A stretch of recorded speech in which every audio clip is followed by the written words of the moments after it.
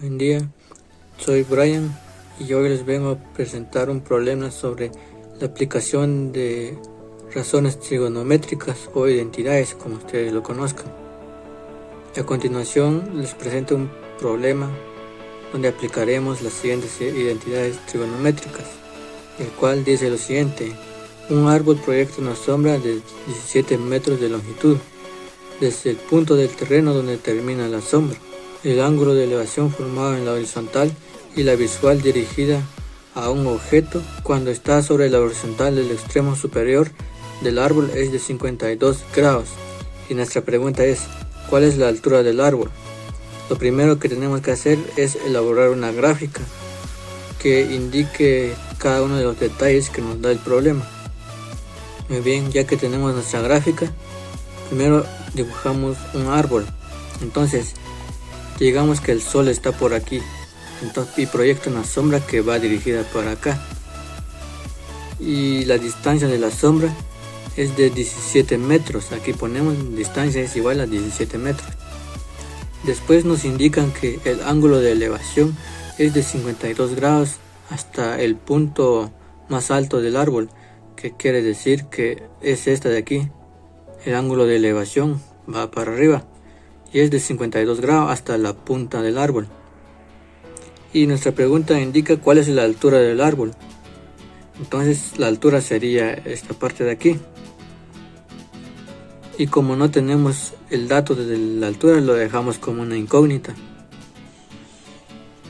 Muy bien, ahora si nos ponemos en el costado del árbol, notaremos que está formando un triángulo que tiene 90 grados de aquí para allá.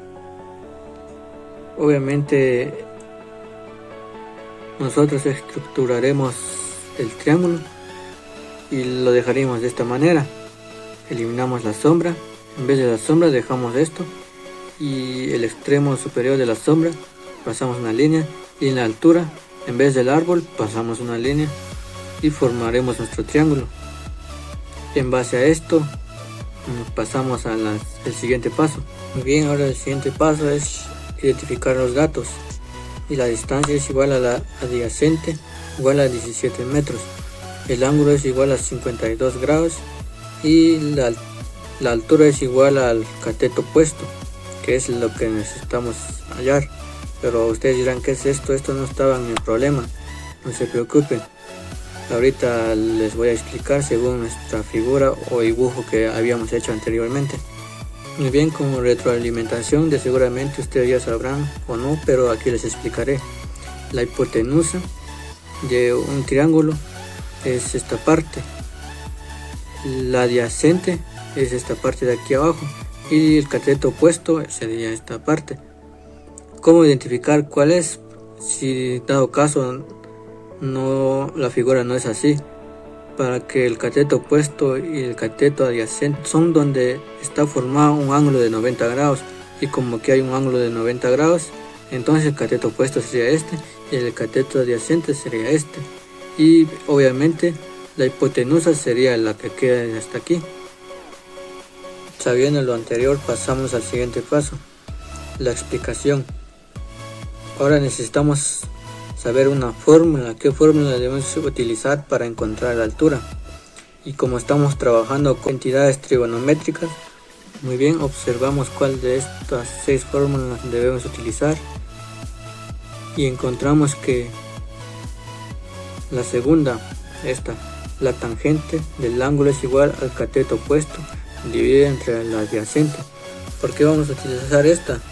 Porque tenemos el cateto opuesto, tenemos la adyacente y tenemos el ángulo. Bien, ahora que sabemos cuál es la fórmula que debemos utilizar, debemos despejar el cateto opuesto. ¿Por qué? Recuerden que el cateto opuesto era la altura, y la altura es lo que necesitamos saber. Entonces, el cateto opuesto, la adyacente está dividiendo, entonces pasa al otro lado a multiplicar. Por lo tanto, queda como el cateto opuesto es igual a la adyacente por la tangente del ángulo. Ahora, en base a nuestros datos, sustituimos los datos en la ecuación. Entonces tenemos que el cateto opuesto es igual, la adyacente es igual a 17 metros, por, lo cerramos entre paréntesis, que es igual como con una multiplicación. La tangente del ángulo, el ángulo es 52, recuerden nuestros datos anteriormente. Entonces operamos esto. Recuerden la jerarquía de operaciones, en donde indica que lo que está dentro del paréntesis primero se opera.